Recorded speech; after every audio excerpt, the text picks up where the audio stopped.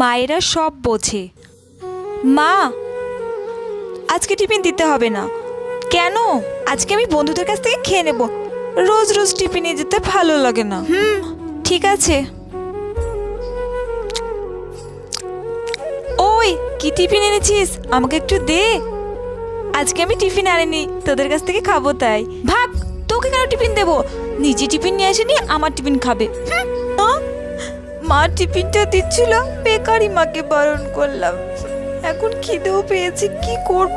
স্যারকে বলে বাড়ি চলে যাব, ভালো লাগে না। কি করব? কি ব্যাপার, ব্যাগটা তো শক্ত শক্ত লাগছে কেন? ব্যাগের মধ্যে কি? মা আমাকে টিফিন দিয়েছে। যাক গে, বলুক গে তো, টিফিনটা রেখে দিই। পাগলি মেয়ে একটা। সত্যি মায়েরা সব বোঝে। থ্যাংক ইউ মা। ভিডিওটি ভালো লাগলে লাইক করে অবশ্যই সাবস্ক্রাইব করে দিও।